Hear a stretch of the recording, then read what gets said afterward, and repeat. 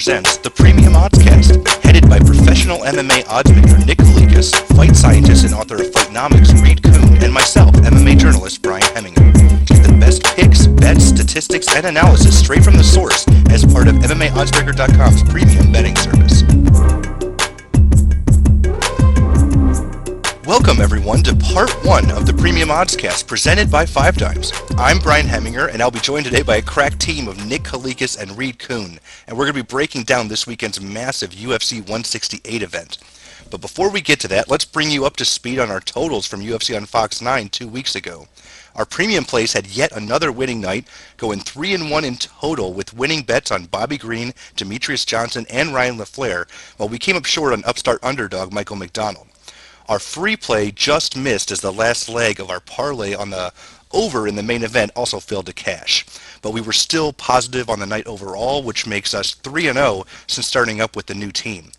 Back to the present, UFC 168 goes down this Saturday night from the MGM Grand Garden Arena in Las Vegas, Nevada. The event will be headlined by a pair of title fight rematches between UFC middleweight champion Chris Weidman and former champion Anderson Silva, as well as UFC women's bantamweight champion Ronda Rousey against arch-rival coach of The Ultimate Fighter Season 18, Miesha Tate. But of course, before we get to the main and co-main events, there's an entire undercard to break down. Opening up the UFC 168 preliminary card on Facebook is a very intriguing featherweight battle between Esteban Payan and Robbie Peralta. Both guys are coming off of really tough losses earlier this year, but Payan comes in, of course, with a 14-4 record with 1 no contest, while Peralta enters the bout with a 16-4 record with 1 no contest. So, Nick, where'd you open this line, and what are the numbers kind of telling us here?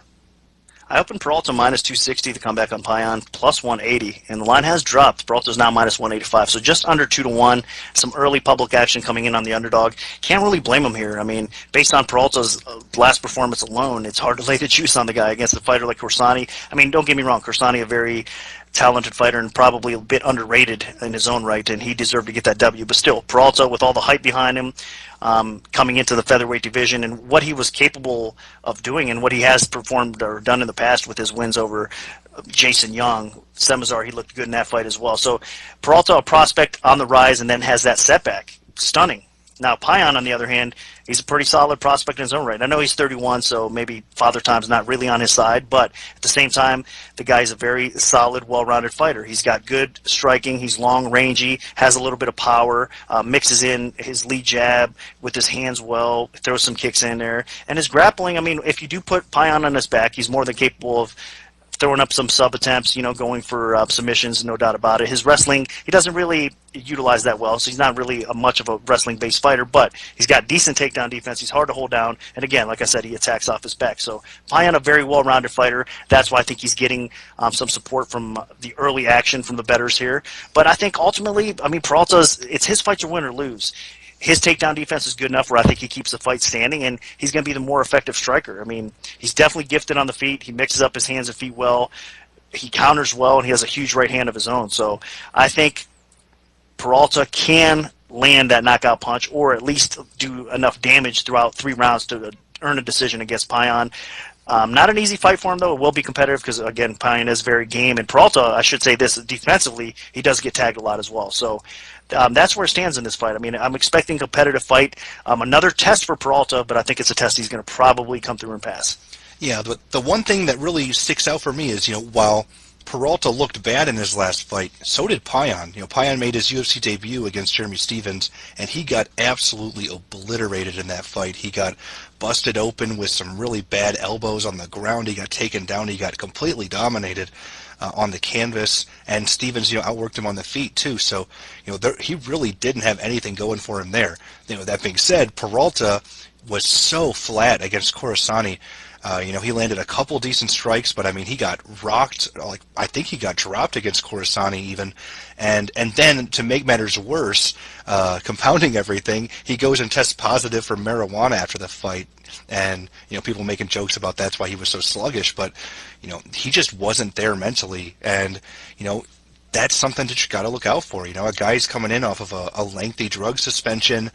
How's he going to handle it? How's he going to handle the pressure? Because he has to know that after such a lousy performance his last fight and the drug test, he needs to perform or he might be gone. I mean, same thing with Payan, back against the wall. You don't see a lot of guys that start off 0-2 in the UFC and keep their jobs. So, heading into this fight, I think Peralta does have a power advantage. Hands down, the guy has some really solid one-punch knockout power if need be. And Payan, I think, is a slightly more technical striker.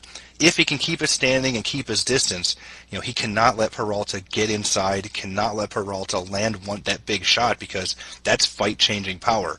So, my pick, if both guys are there mentally, if they're both fully motivated, it should be Peralta, but I'm not sure you can trust him. I'm picking Peralta, but not a ton of confidence in him. So moving on with the last fight on the Facebook portion of the prelims is a welterweight battle between Ultimate Fighter Brazil Season 2 finalist William Macario and Strikeforce veteran Bobby Volker. So Nick, what did you open this line at, and what's the betting public kind of swayed things? I opened Volker as the favorite, minus 150 to come back on Macario, plus 110, and looking over at 5 dimes again right now, Volker is minus 165, so a little bit of action towards Volker on the favorite here. This is an interesting fight, man. I mean, Volker, of course, we all got a ton of respect for him because of what he brings to the table. The guy's just a tough SOB. I mean, he's a well-rounded fighter. He's got a wrestling background to go along with his toughness. I mean, that's what he brings to the table as far as the striking. It's not that impressive. I mean, he's got decent boxing, but not great. He lands a nice lead jab. He has some counter punches that are effective with some power, but still, I mean, I think he tends to turn things up as the fight goes on a little bit more so, and he's more, again, of that counter type of fighter. So if he's tough enough to survive an early onslaught, he could definitely outlast you and make things difficult for you for sure. I mean, as far as wrestling goes, he actually has underrated wrestling in my opinion. Some solid takedowns and good takedown defense. He's not hard, or he's not easy to control and put on his back. So I think he's going to have the grappling advantage in this fight. I think he's going to have the submission advantage in this fight over Macario.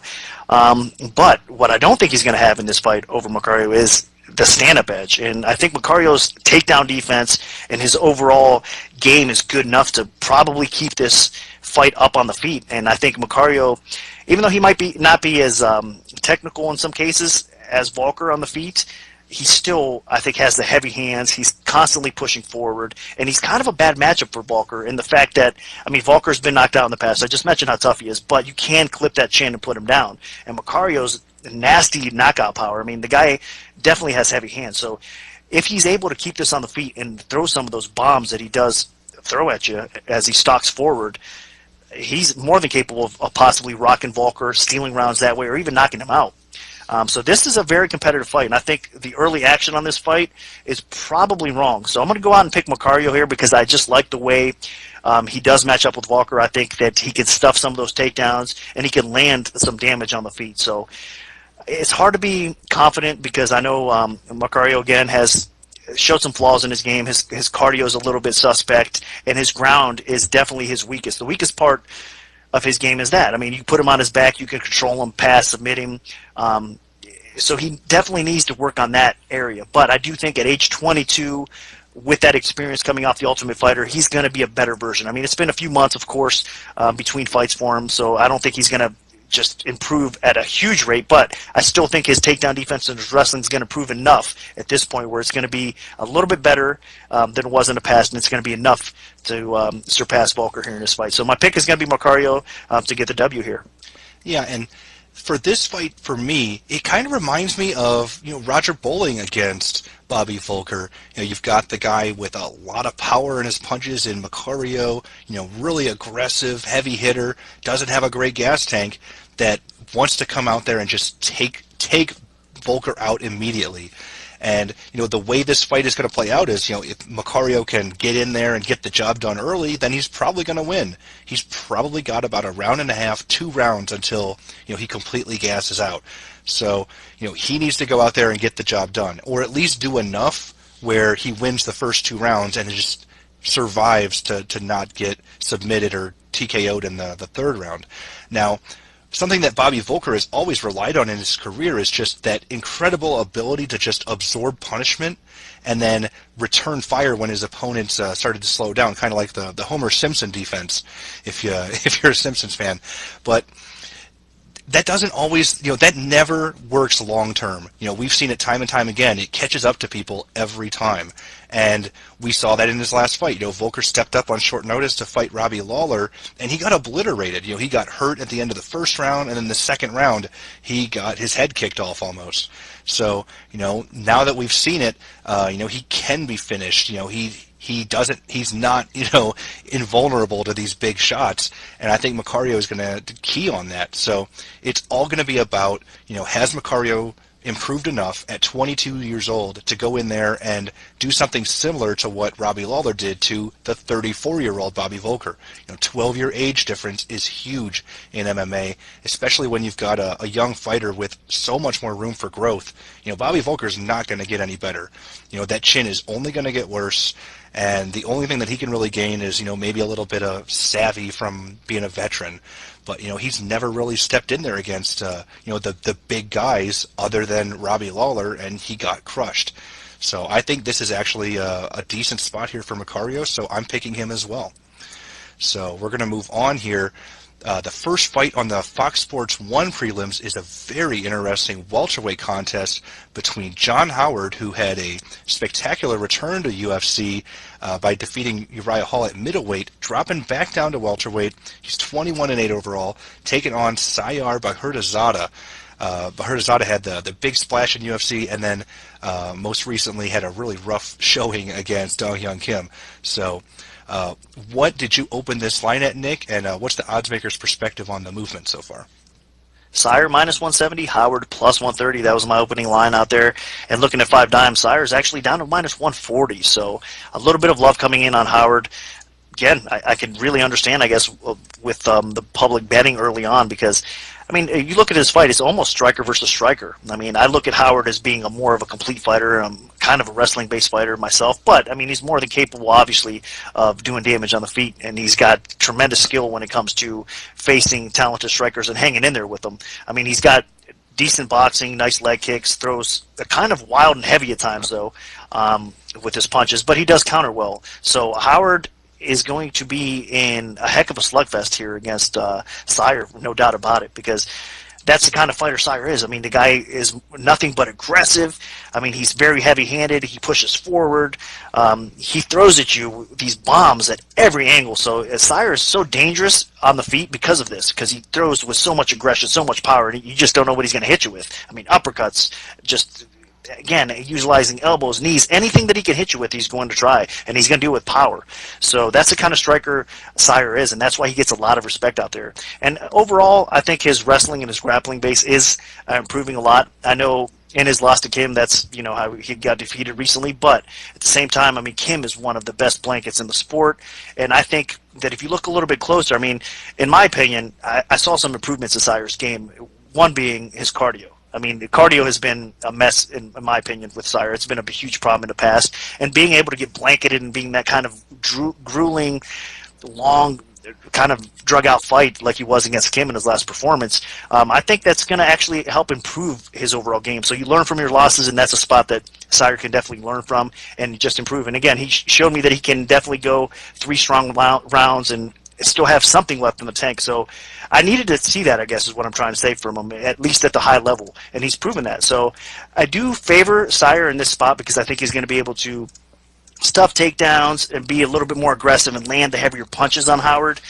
and I think he's going to win this fight. Now, that being said, it's not a real confidence pick at all, because I do know that Howard brings that wrestling base to the table. Again, he has great leg kicks that he throws at you, so he's going to be able to land back on Sayar, no doubt about it. Because if I do have to point out one weakness in Sayar, another weakness I should say, it is his striking defense. Because man, that's what's scary about him. He has a solid chin, but he does get tagged a lot. And Howard, no slouch when it comes to power either. So I do think that this is going to be a fight that probably plays on the feet, and you got to give the advantages to Sayar if it does that. So I'm going to pick Sayar in this spot. Yeah, and I agree that Sayar should win if this stays on the feet. The one thing that does scare me, of course, is the wrestling. we saw how badly Bahirdazada got dominated. Cardio or no cardio. That was a 3-round blanket fest against Dong Hyun Kim. While John Howard was able to stifle Uriah Hall in his last fight with a lot of clinch work. Working for a few takedowns, and that was at middleweight. So he's dropping back down to welterweight where he's much more natural, and I think Howard got a bit of a raw deal. I mean, you look at his last 3 fights in UFC before he got cut, whether against Jake Ellenberger, Thiago Alves, and Matt Brown. 2 of those guys are currently in the top 10, and the other one's a former title challenger. So, before that, he was 4-0 in the promotion. So, I think Howard's a little underrated, and he's proven it since his UFC release. He had all the big wins outside the promotion, then he comes in and looked pretty solid against Hall. So, I can understand why the public is leaning a little more towards Howard, even if Bahirdazada is still the bigger favorite, because Howard does have more tools, in my opinion. Now, that being said, even if Howard is the better wrestler, he doesn't really use his wrestling that much. Maybe he'll work in the clinch a little bit, but it's mostly defensive. I mean, even in his loss to Matt Brown, Matt Brown out-wrestled him, and Matt Brown does not have a very good ground game. So I think Bahirdazada shouldn't be too concerned unless he wades in throwing haymakers and leaves himself completely exposed to an easy takedown. If Bahirdazada stays composed on the feet, he should be able to outwork Howard. He lands with a lot more accuracy. I think Bahirdazada is much more powerful, punch for punch.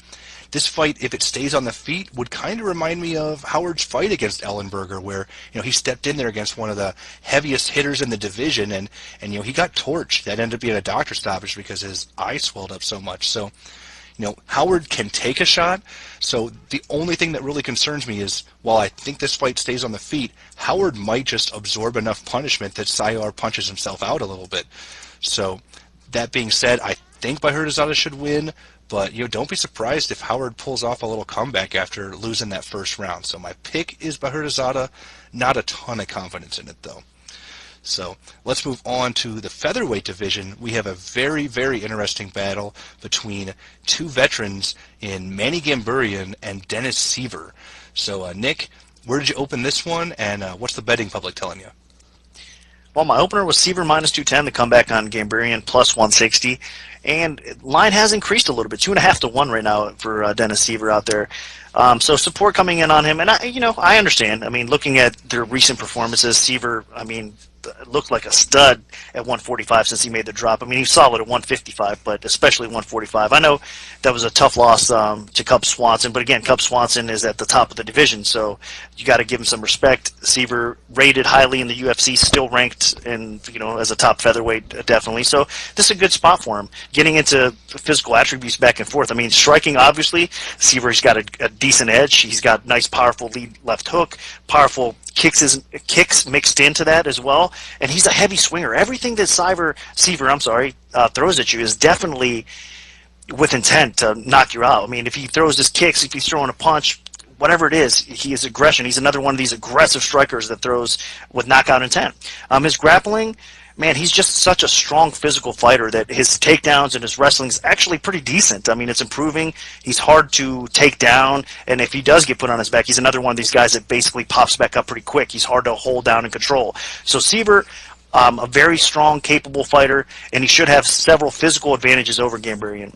Now, that being said, I mean, I'm not as confident, I guess, as everybody else in Seaver getting this win, because I think Gamburian, early on, if he survives round 1, he's going to be the fresher fighter in round 2 and round 3.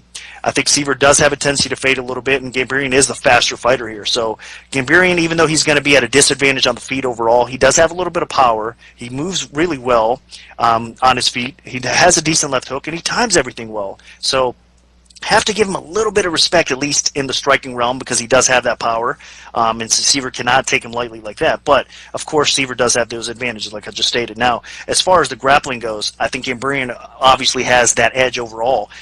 He's not going to probably be successful early on as far as getting Seaver to the floor, or maybe even throughout the fight he's going to struggle. But I do think that Gamburian's wrestling is the key here. He's going to have to try to go for those takedowns. He's going to have to try to make this an ugly, slower fight up against a cage type of fight to be successful here. And if that's the case, he could steal an ugly decision on the judges' scorecards. But I still think more times than not, Seaver is the bigger, stronger, more capable fighter. I think he should be able to dictate where this fight goes, and he should be able to land more effectively. And if that's the case, Gamburyan has been knocked out a few times. He's been caught more recently as well, so I do think that if there's a knockout in this fight, it's probably going to be Seaver landing that knockout punch. But if not, I still see him winning a competitive decision over Gamburyan. Yeah, and I like Dennis Seaver as well heading into this one. The main reason I like him is I just think Seaver is much better than Gamburyan overall on the feet. He's a lot more diverse in his attack. He uses a really goofy stance, and he's able to get these strikes off without a big tell like some fighters. Joe Rogan's always saying, I can tell from the way he's standing, he's looking to throw a spinning back kick or something. But Seaver is usually so good at not giving that stuff away that he can throw it so fluidly that you can't see it coming. That's how he's got 2 spinning back kick knockouts in his career. So, the guy is very dangerous, not just with the spinning back kicks, of course, but he's got good punching power, he's got good kicks, he's got solid ground and pound, he's got a good ground game. He's a very well-rounded fighter. As you mentioned, the only real thing that he has going against him here at the featherweight division is, he's a really big featherweight. He wasn't a huge lightweight, but coming down from lightweight, he's massive, and that takes a toll on you.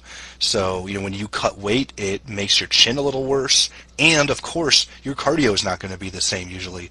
And we saw that in the Swanson fight, which was very competitive for about the first round and a half, and then he just completely, plummeted, and then Swanson was able to finish him off.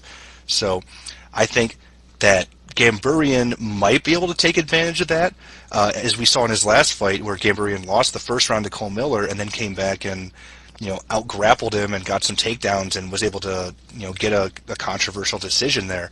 So I think that Gamburyan has the ability to do it, but I don't know if Gamburyan can get a stoppage like he might need, because Seaver's gas tank should be enough to give him the first 2 rounds. Even if Gamburyan works for takedowns, I think Seaver's good enough off of his back, good enough with his takedown defense that he should be able to avoid it. He's not going to sit there on his back for extended periods of time like Cole Miller was. So I really do like Dennis Seaver on the feet. I think Gamburyan's a little predictable on the feet. His only real great stand-up striking performance was against Mike Brown, who was just not there mentally. That's when he scored his big knockout to earn him a title shot. So I think his stand-up's a little overrated, and Seaver should be able to take advantage of him there. Both guys do not have great chins, so if one guy lands that big shot, either one could go down. I think that Seaver's chin is slightly worse, but I don't think Gamburyan has that accuracy, technique, or power to really take advantage of it. So my pick is Dennis Seaver, and I'm a little more confident in it than Nick, but I do really like Dennis Seaver for this fight. Now, moving on, we have a lightweight battle. Gleison Tibau, I think it's his 22nd UFC fight, and he's only ever been on the main card like twice, taking on Ultimate Fighter veteran Season 12, Michael Johnson. So, Nick, where'd you open this one, and how does the betting public kind of move things? Well, my opener, Tibau, minus 160 to come back on Johnson, plus 120. And it's another spot that's staying relatively close, because if you look at 5 dimes right now, Tibau's minus 150 and Johnson plus 130, so tightened up a little bit more so. Staying steady, line bouncing a little bit back and forth with some action on both guys, that's why. So I think a lot of people are split on this fight, and I understand why. I mean, this should be a very interesting fight. Now, if you look at, their history, Tibau at maybe minus 150 or so, might seem a little low. But matchups are everything. I mean, Tibau is definitely the more accomplished fighter. He's one of the best wrestlers at 155. He's proven that. I mean, the guy is definitely top-notch, and his striking to go along with it, through the years has really developed into something nice and something fun watching. The guy brings it in all aspects of the game. Typically, he was a Brazilian-based fighter with the BJJ and submission wrestling type of base fighter, but again, he's more complete is what I'm basically trying to say now, and he's at the top of the division for so long. He's been in there with the best, and he's competed very well against the best.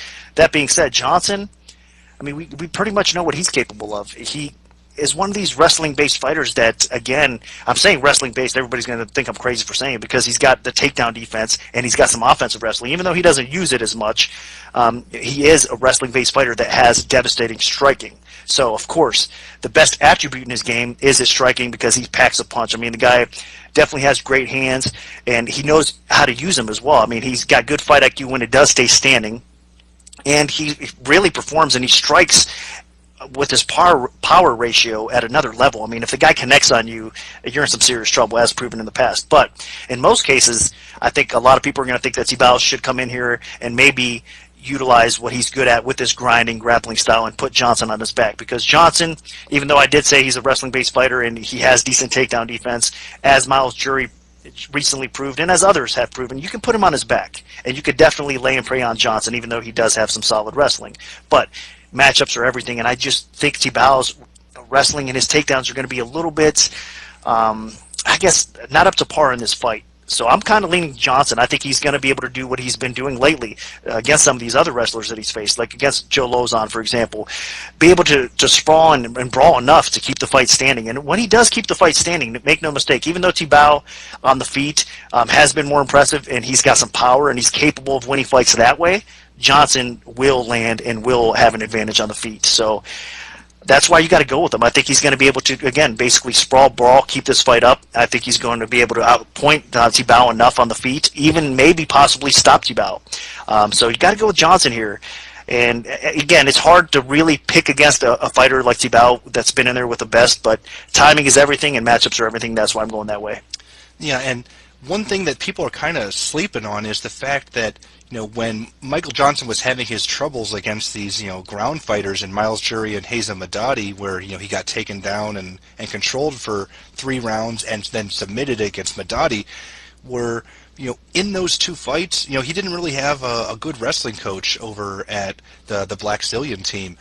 Since then, they hired Kenny Monday, an absolute elite wrestling coach. And, things have really turned around. The Black Stallions have been incredible lately, and we've seen just stupendous improvement overall in the team. We saw that in the Joe Lozon fight where, Michael Johnson just lit Lozon up over the course of 3 rounds. And, people were saying, Lozon was shot, but then Lozon goes and looks great against Mac Danzig. So, that's clearly not the case. It was all about the improvement in Michael Johnson. And you got to remember, before those losses to Jury and Madadi, people were hyping up Michael Johnson as a potential top 10 fighter when he beat Shane Roller, Tony Ferguson, and Danny Castillo back to back to back. So, this guy clearly has the talent. He's just got to put it all together. And I think he's got the right team around him now that can really showcase that and use him to the best of his ability. Now Tibau, he's a fighter. He's a bit of an enigma. Every time he really gets this big chance to step up, he usually comes up short. I mean, you look at the big fights against Joe Stevenson, Melvin Gillard, Jim Miller, Habib Nurmagomedov. Every one of those fights, those were all opportunities where, maybe that was a main card fight, or that was a fight where he wins and he finally gets it, takes it to the next level. So, every single time it doesn't happen. He's got a couple quality wins over guys like Rafael dos Anjos and Jamie Varner, but none of those wins are really impressive if you actually watch the fights. I mean, he grinds things out. He slows the fight down, almost to a crawl. There's not a lot of strikes thrown. There's usually a lot of clinching involved, maybe some takedowns. These are ugly, unimpressive fights most of the time, and that's usually what he does against, really top guys. So, as good as I think Michael Johnson is, Tibau might have that neutralizing effect on him if he can pin him down. We all know Tibau is massive in the lightweight division. He cuts as much weight as any other fighter, probably more so.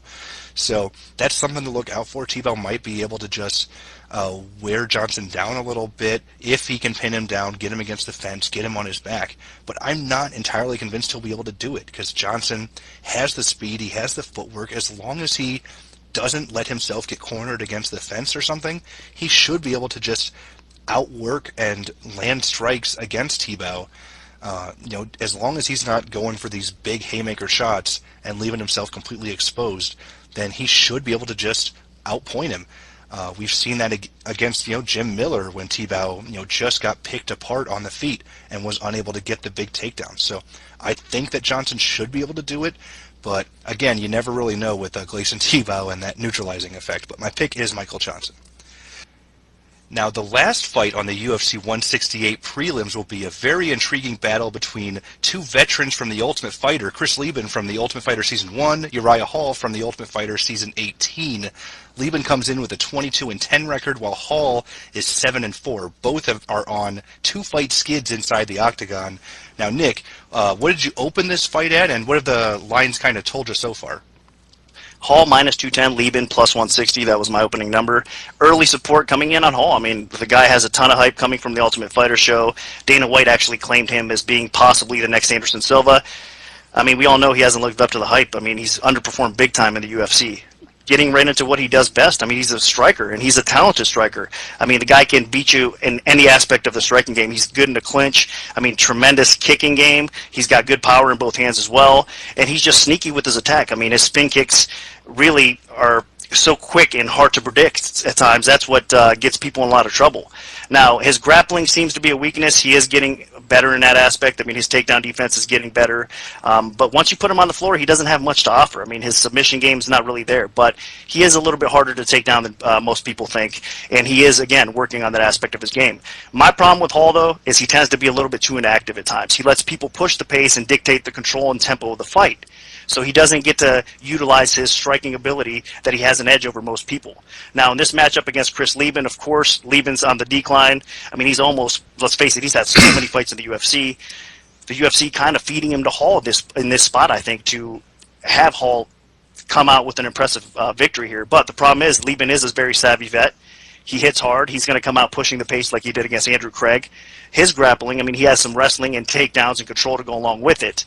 Now, is that going to happen? Is he going to be able to take Hall down and control him in that aspect?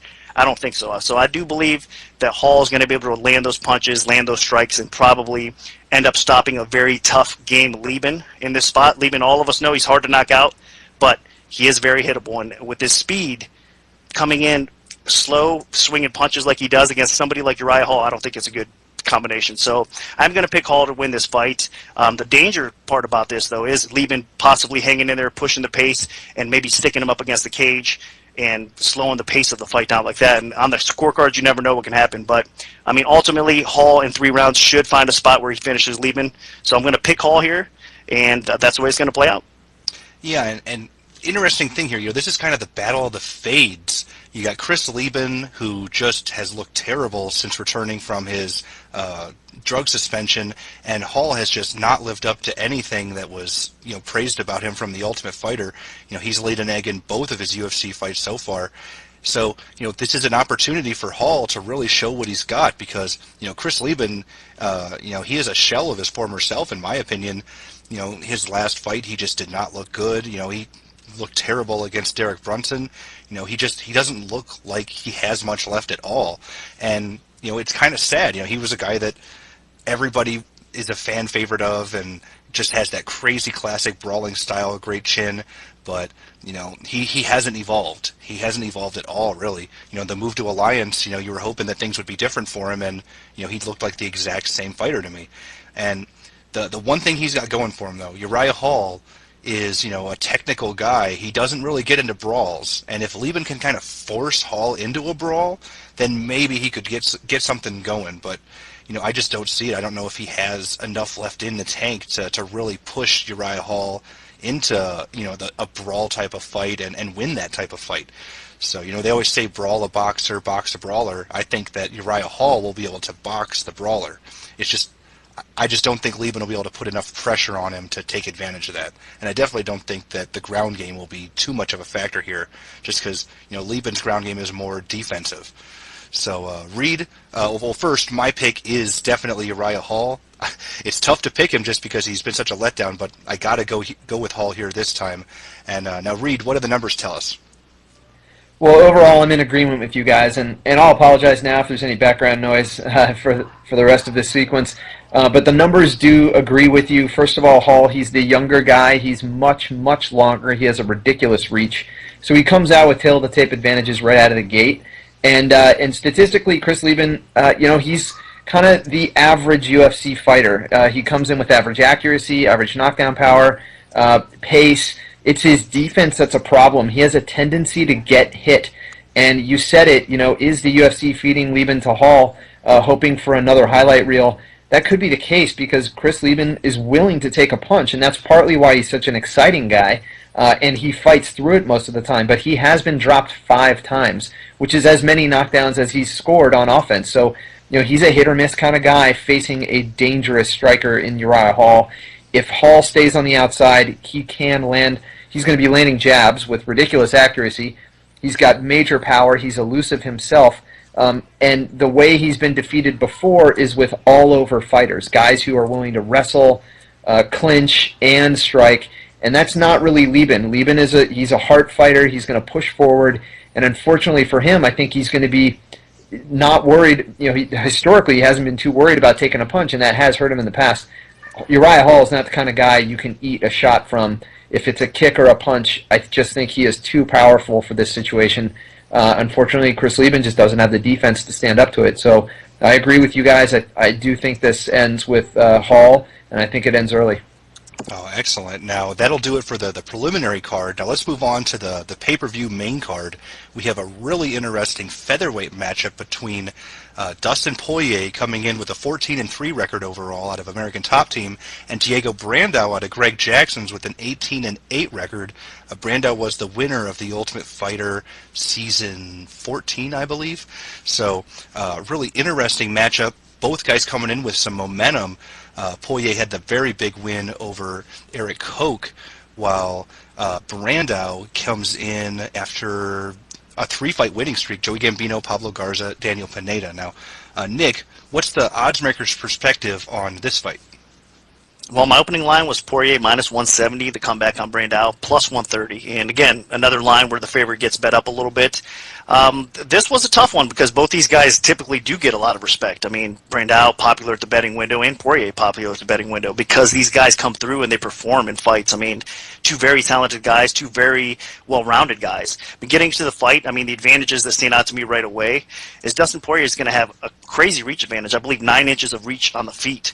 And he's a very capable striker, of course. He utilizes his jab well and his hands combinations well, mixes in his kicks, of course, to go with it. So he's pretty versed on the feet, and he's going to have that reach advantage. But that being said, Brandao, on the other hand, he's a very capable striker in his own right. Packs a heck of a punch, more than capable of knocking people out. And again, he's got powerful leg kicks and just throws with serious intent on everything he does. So on the feet, this should be a fun fight. But Brandao is going to probably have a more difficult time getting used to that reach advantage that Poirier has. And Poirier, of course, likes to push the pace and come forward as well. So this fight on the feet is going to be that interesting. We're going to see who has a real advantage, but it looks like all indications should be Poirier that way. But look a little bit closer at this fight. And Brandao, I think people are probably underestimating his wrestling a little bit here. I mean, the guy is more than capable of taking the fight to the floor. He's got solid BJJ, and I know that's typically not a good idea against a fighter like Poirier because off his back, I mean, Dustin is just nasty. I mean, he looks for submissions, and he's more than capable of subbing you. But Brandao, very capable in BJJ as well. I mean, the guy has 6 submissions, sick arm bars, sick top game, good ground and pound. So I think his submission defense is going to be savvy enough to probably counter everything that Poirier throws at him off his back. So that's what he's going to look to do. I think Brandao's going to look to take this fight to the floor and try to grind out a decision that way. Poirier is going to look to keep this fight up and try to bang with him a little bit. So I think that Poirier's wrestling defense and takedown defense has improved enough that this fight's probably going to play out more times than not on the feet or up against a cage, and we're going to see a very competitive type of decision here. So there might be some value either way on Brandao because if he does try to look for the takedowns, he does try to use that kind of game plan with Greg Jackson behind him. And let's not forget this. I got to throw this in before I do forget. I mean, recently Poirier has fought Cub Swanson, Brandao coming from the same camp. So there's a good blueprint right there for Brandao and Jackson to follow because of that experience that Cub Swanson had against Poirier recently. So that's going to be fresh in his mind. I think they're going to come up with a really solid game plan, and I'm expecting a really competitive fight here. Now, I am going to pick Poirier because, again, he's a more talented overall guy. He's a more solid fighter in his spot, but there very well could be some betting value on Brandao.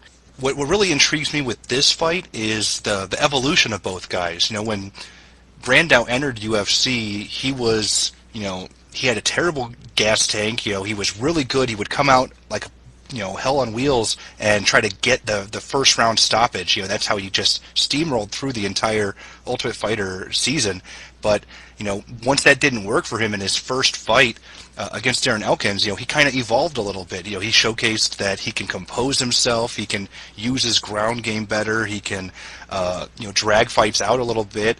So, his cardio is better. It's still not great, as we saw in his last fight against Daniel Pineda, where, both men were just completely gassed in the third round, but it's getting better.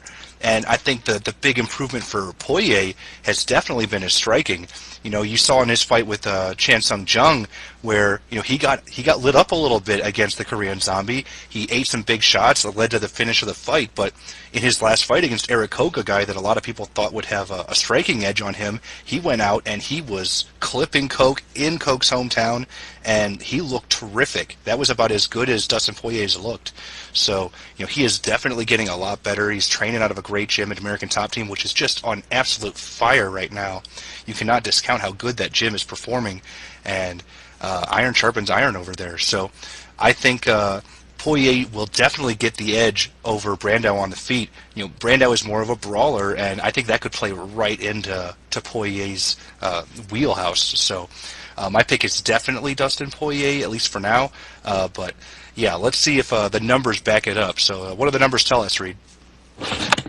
Well, they agree with you. Dustin Poirier, his striking stats are very good. They're very precise. He's got good pace.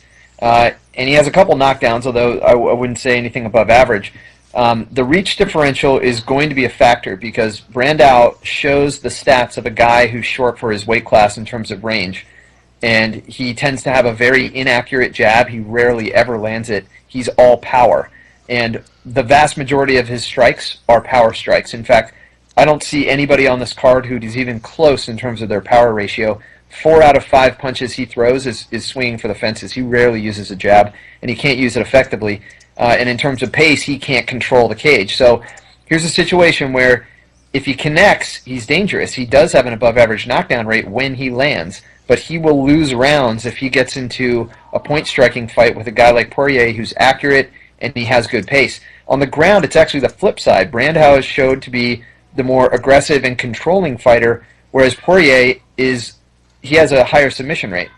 So that's a situation where Brandao maybe wins the rounds if it goes to the mat, but Poirier's the bigger threat to finish. So it's a weird mix. If it really does stay standing, which it should, then Poirier should be winning the rounds, but he's also at risk here. And for a power striker who has better defense, by the way, Poirier, his one bad stat is head strike defense. He does tend to get hit. He's so far stood up to it. He hasn't been completely dropped. We've seen him get rocked, I think, but not completely dropped. Against a guy like Brandao who's swinging for the fences the whole time, I don't know if you want to play that game. So here's a weird situation where Poirier should win, especially round to round, but he is at risk here, and I'll be interesting to see where this line ends up. Yeah, very interesting. Now, moving on, we've got a lightweight battle between two guys we have not seen in a while. Jim Miller coming in off of his no contest against Pat Healy, taking on Fabricio Camões, who has not fought at all in 2013. So, Nick, what did you open this line at, and how have the public kind of shifted things? Well, my opening line, Miller minus 270, Camões plus 190, and of course, public coming in again on another favorite, minus 365 right now for Miller out there. So some movement, some support, and I think a lot of people believe that this is just a terrible matchup for Camões. But you know what? I think it's kind of a difficult and intriguing matchup for Miller because what these guys are, both kind of ground-based fighters. I mean, Camões more known as the BJJ guy, and Miller, of course, more known as the wrestler. But these guys are both capable of taking the fight to the floor and ending the fight on the floor with their submission game, using some top control and using some ground and pound to go along with it. So this is intriguing on the mat because if Miller does put Camões on his back, I do believe that the BJJ edge does go to Camões. So I think he's going to be looking for subs. Miller's a hard guy to sub, especially if he's on top. It's not going to be an easy task at all, but Camões is going to be a little bit sneaky there, and if he does get top position or transitions to top control or takes Miller's back, Camões is definitely in danger. Now, Miller, I mean, the guy's always looked solid. He's been one of the best 155-pounders in the UFC for a long time. but it's hard to say that he's not really on a decline. I mean, looking at his performances, I mean, his recent performance against Lozon was impressive. I mean, that was a war. That was one of my favorite fights for sure of 2012, no doubt about it. Both of the guys brought it. But outside of that, I mean, obviously he didn't look that great more recently against Pat Healy. Nate Diaz just dominated Miller out there. So he's had some questionable performances in my mind, and he's kind of been a letdown because in those matchups, I think we were expecting a little bit more because he's such a talented grappler. His striking is so solid, and he's just one of the best 155 pounders for a reason. The guy's so complete that it's been a little bit disappointing watching him perform lately. And again, this is a weird spot because Camois in the stand-up realm, I think it's going to be close. I give the slight edge to Miller, but Camois is the more versed striker. I mean, he can mix in, I think, more of his kicking game and probably keep this fight competitive. Now, again, on the ground, Miller should have the wrestling edge, but that's going to be close in the transition battle as well. So I think that this line is another line that got bet up a little bit too high, and this is going to be way more competitive of a fight than people realize. So there could possibly be some value on Camois. Now, as far as a straight pick goes, again, Jim Miller should push the pace. He's the more talented, the more solid fighter. I think he has been a little bit more steady, even though he is on a decline overall, because Camois hasn't looked impressive at all in the UFC, in my opinion. I mean, he's looked okay, but just Miller's had way better performances overall. So you got to give him the edge, and you got to think that he should be able to still do enough and have enough in the tank left in the tank to beat a guy like Camois. Yeah, I'm not quite as confident in Camois making this fight competitive as you, Nick, but I think going into this fight, Camois just, his last fight just really scares me. We can say all we want about Jim Miller, but I mean, he's stepping in there against world-class elite guys, night in and night out, title challengers, champions. And Camois has really faced the bottom of the barrel in the UFC, and the one time he really stepped up, against somebody like Kurt Pellegrino, who was near the top for a little bit, or Melvin Gillard, who was trying to work his way back from being at the top, and he got dominated in those fights.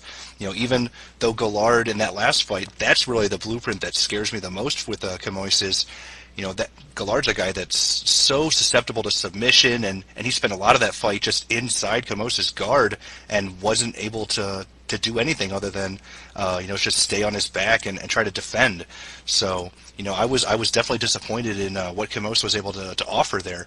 But on the feet, I think Jim Miller's a pretty solid striker. He's been improving steadily. He's not quite to an elite level or anything, but he looks pretty sharp most of the time out, and especially early in fights. It's like maybe the first round and a half, he's fantastic. I mean, who can forget the damage he dealt to Joe Lozon in their first round of that fight?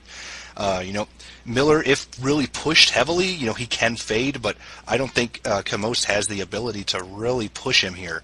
And especially considering that Camois is entering this fight having not fought in, I think, about 16 or 17 months, maybe more than that.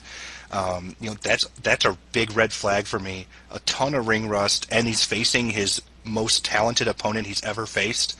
So, I'm definitely going Jim Miller. Even if he is slowing down a little bit, this should be a fight that he wins. Now, what do the numbers tell us, Reed? Yeah, the numbers don't look good for Camois. He has not faced a lot of great competition, and yet his numbers are pretty bad, actually, in terms of stand-up striking. And you'd think that an experienced grappler like he is, or at least decorated grappler, he would look good on the ground, and yet his takedown accuracy is below average. He has not had a lot of control time on the ground. In fact, his takedown defense is also pretty bad. So when I saw that, I thought, well, maybe the stand-up striking is a wash. It's not going to really differentiate the fight. This is probably going to end up on the ground, and yet statistically he just has not really performed at the UFC level. Factor in he's 35 now. Jim Miller is facing a much older opponent in this matchup, which is not usually the case for him. And although Jim Miller's accuracy stats aren't that great, he has scored knockdowns, he does cause damage, and he does outpace Camois both in an absolute sense and in a relative sense in terms of cage control, outworking your opponent. So it looks like there's a few ties on here, but it's a whole lot of advantages pointing towards Miller, at least from the stats. And again, that's with a much tougher strength of schedule for Miller. So statistically, it does look like the line, at least, is trending the correct way. I favor Miller pretty strongly here. Yeah, excellent. Now we're going to move on from the lightweight division all the way up to heavyweight.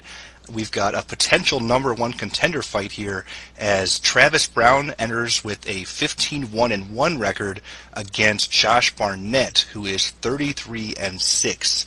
So both guys are, I think, in the top 5 in the UFC heavyweight division. So Nick, where'd you open this one, and who's the public favoring? Well, I opened Barnett minus 190, come back on Brown plus 150, and right now looking over 5 dimes. It's staying steady. Well, actually, it's back down to 190. It did go over 200 at one point, but it looks like it came back down to my original opener now. So line staying steady, some two-way support, and not surprising. I mean, these guys, again, get a ton of respect, I think, from the betting public overall. This is an interesting matchup because you got two of the best, the hottest heavyweights right now going at it for sure. It was nice to see Barnett come into to UFC, re-enter the UFC, I should say, after all that time, and perform like he did against Frank Mir. I mean, it was a tremendous knockout victory. He had TKO, I should say, early in round 1, and he performed. He looked good. He did what he had to do, pushed Mir up against the cage and unloaded. I mean, he followed a good game plan, was aggressive, and I think he did what he had to do to open up a lot of eyes and to say, hey, don't forget about me. I'm a solid heavyweight, been around for a long time, and I still got it. And that's the thing that impresses me about Barnett. I mean, he has been around for so long, and he's been a complete well-rounded fighter for all that time as well. I mean, the guy, he has good wrestling. He's got good sub-game. I mean, that seems to be a strength a little bit. But his stand-up is also very game. I mean, the guy's capable of knocking you out. He mixes things up okay. I mean, his hands are obviously his best attribute. But he's decent in the clinch. Again, he can control you, push you up against the cage, utilize elbows, and different attacks that way. Now, Brown, on the other hand, he's one of these, more of these young guns, the new breed of heavyweights coming up. He's got some solid wrestling in his own right, but he's more known as a striker, of course. He's got those long limbs, long reach, and he utilizes those kicks. Fantastic. I mean, that's the best part of Brown's striking game is by far, in my opinion, his kicking game. I mean, the guy throws with speed, with power, and he mixes things up so well. It's hard to really stop him. You have to almost clinch with the guy, put him against the cage, and look to take him down. But I think that's exactly what Barnett's going to do here. I think he's going to look to clinch up again, push Brown against the cage, look for some takedowns there, and grind out and possibly a boring decision. But again, that's kind of what he's going to need to do because I think Brown in the center of the cage is going to be a little bit too dangerous for him. That being said, Brown also has decent takedown defense. He's not going to be able to, I think Barnett's not going to be able to really manhandle Brown and get the takedowns as easily as people think. But if there's somebody capable of doing it, it's definitely a guy like Barnett. So wouldn't be surprised if he does sneak a takedown or two in, even though Brown's takedown defense is that solid. But overall, I think it's probably going to be a very smart, methodical fight for Barnett. He's going to try to game plan and maybe drag Brown into the deep waters because Brown does have a tendency after round 1, round 2, into round 3, of course, to fade a little bit and decline. And I think Barnett's, even though he is the older fighter here, he's going to be the fresher fighter, and he's got the better gas tank. And with that fight IQ, with his experience, I really expect Barnett to come through here in this spot. So my pick is actually going to be Josh Barnett, but I know Travis Brown's going to be game, no doubt about it.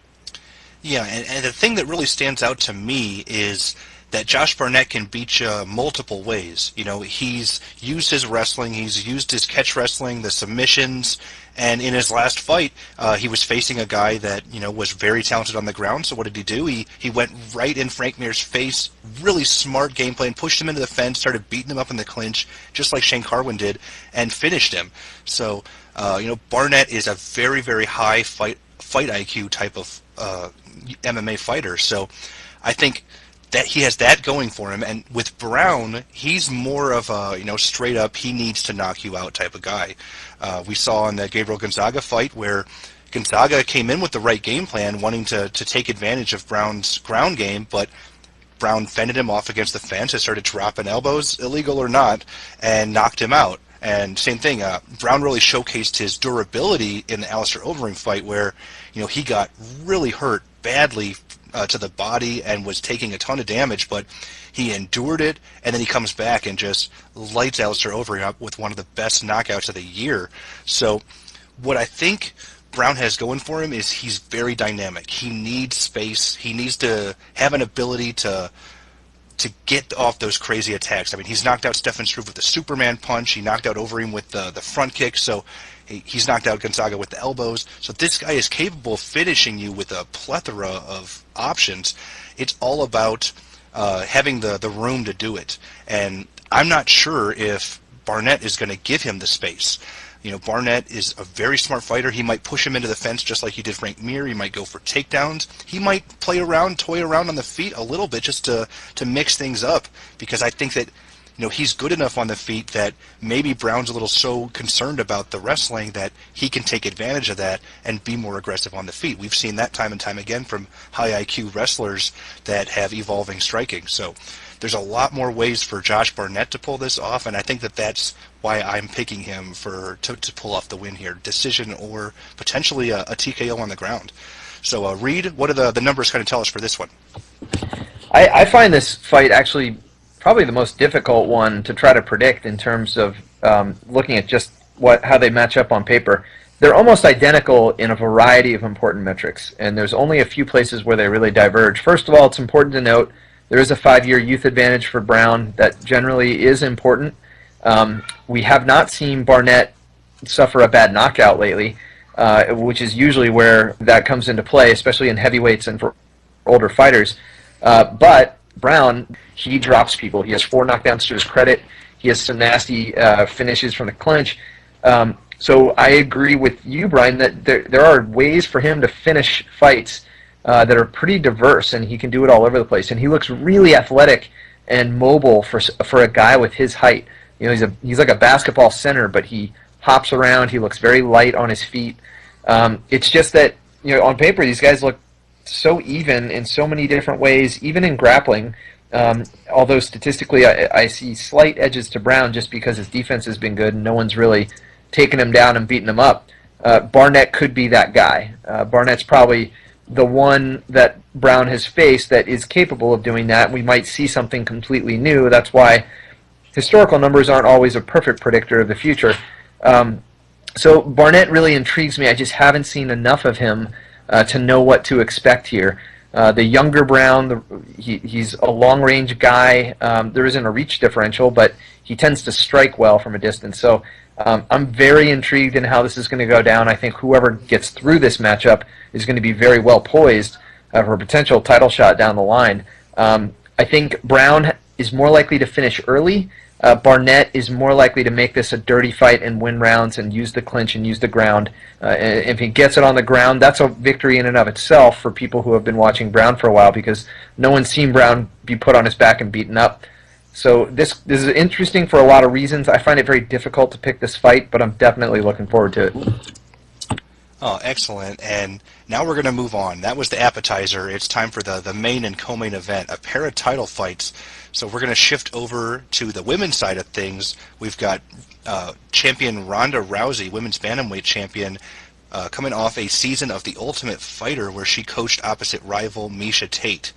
Now, obviously, Ronda finished Tate in the first round to capture the Strikeforce title a couple years ago. So, Nick, where did you open this fight, and are the fans believing in Ronda again?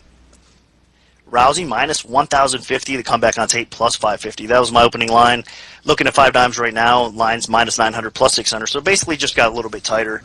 And this fight has been out for a while, so there has been some serious action overall. I mean, Rousey's been put in a ton of parlays, I'm sure, and there's been some decent straight action coming in on Tate at that price because, whatever you want to say about Miesha Tate, I guess I should start with her first. I mean, she's a very talented fighter, a very well-rounded fighter. I mean, of course, she's got some maybe not so great areas in her game. I mean, her striking hasn't looked great lately, but even those flaws that she does have, in particular in her stand-up game, I mean, she still matches up pretty good with Rousey in that aspect because we haven't really seen Rousey be tested on the feet at all. So wrestling, takedowns, her sub-game, Tate is game overall. I mean, she's a very solid and complete fighter, but just typically a bad matchup for Ronda Rousey. I mean, we saw what happened in their first fight.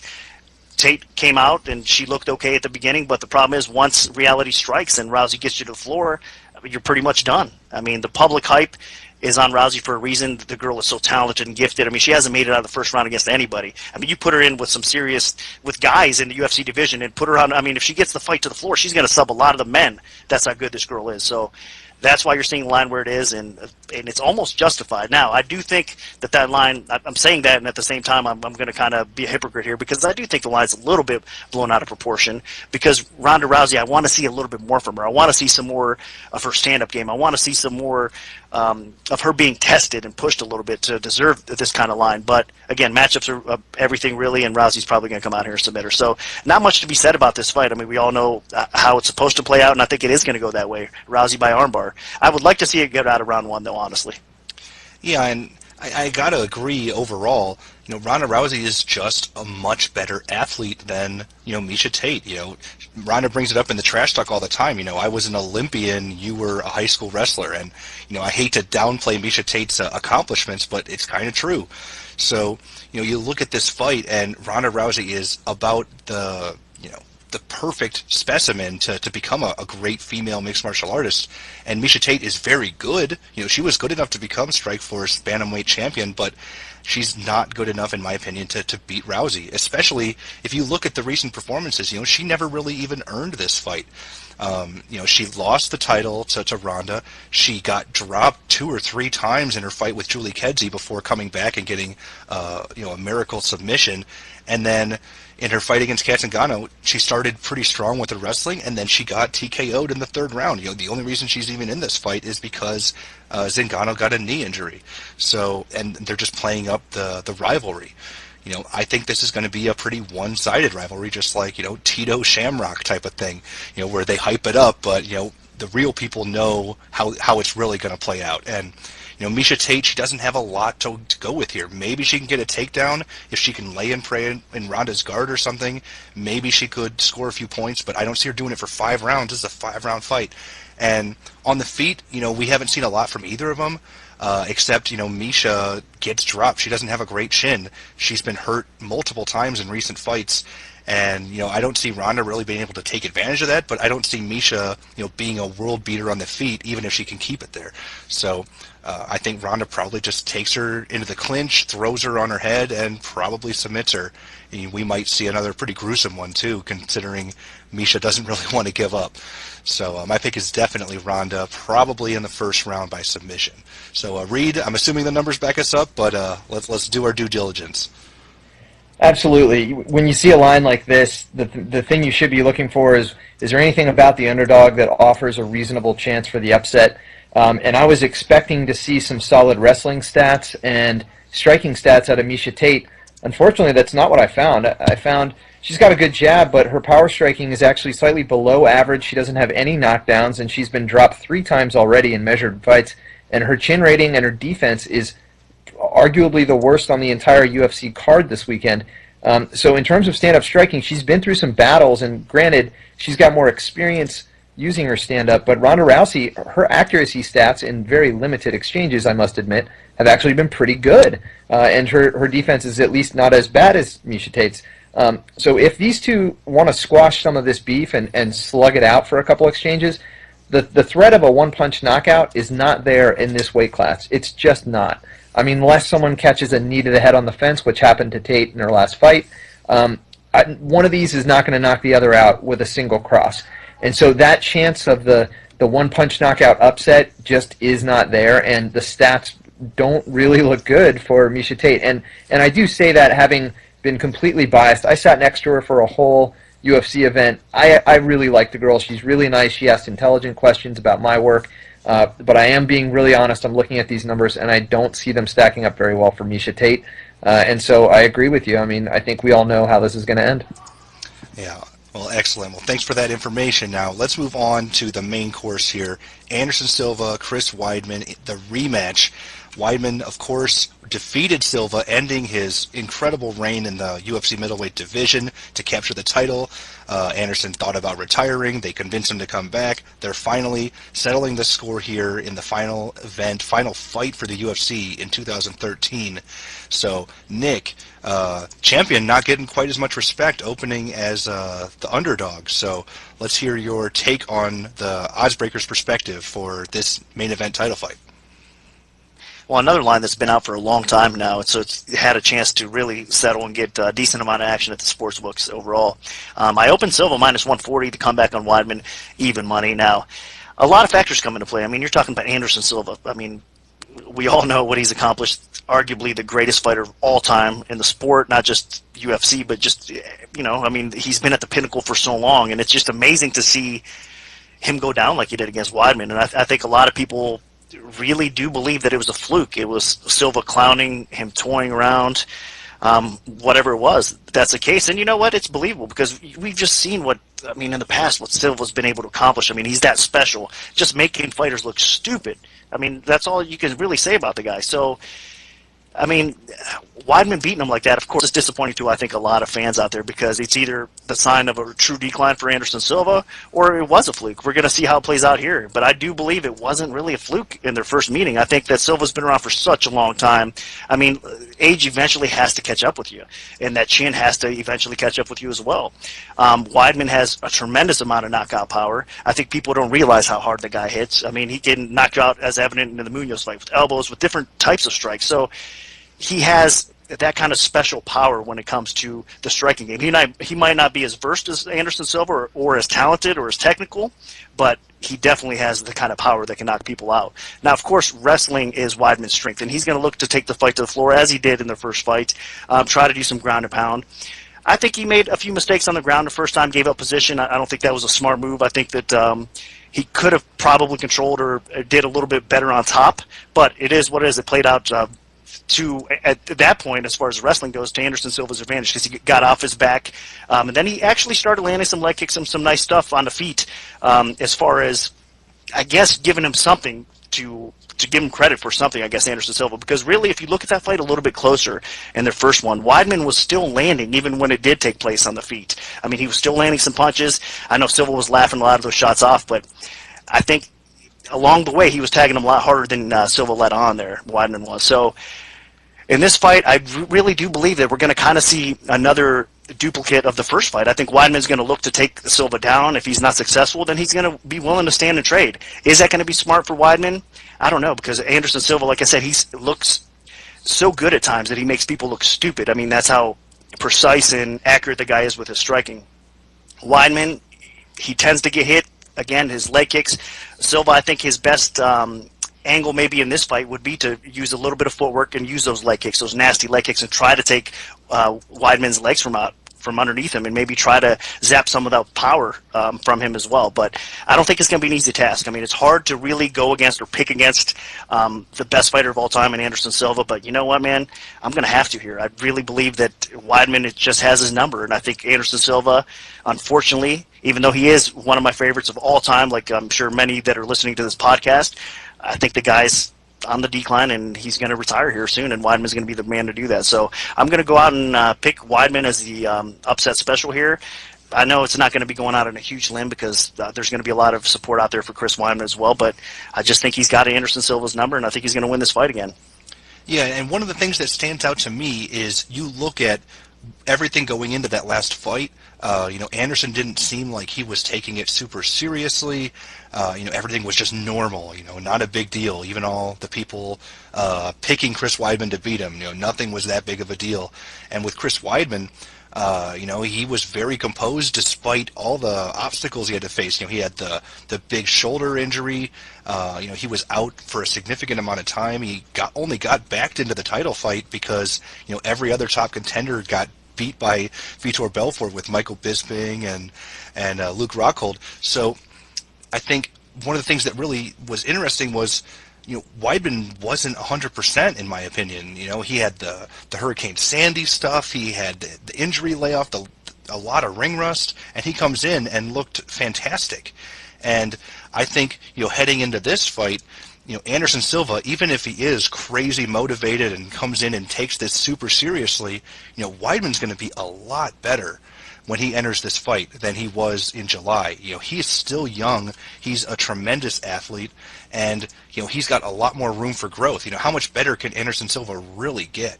And one thing that we've learned over time is, your chin never gets better. That's just not going to happen. So, Weidman has that ability now where, if he just catches Anderson again, he could put him out. We saw that he can take Anderson down. This is the type of fight where I think it all could come down to just one little thing. And, both of these guys are so talented. People have been calling Weidman a future champion for so long. And I think for me, the way I see it is, both guys are, you look at a graph, Anderson's slightly starting to go down and Weidman's going up. I think Weidman caught Anderson a little early in that last fight, and I think that Anderson still has the ability to beat Weidman, so I'm picking Anderson. I think he comes in crazy motivated and will pull it off, but if they have a trilogy fight, my pick would probably be Weidman for the trilogy, just because, again, Father Time does win every single battle ever.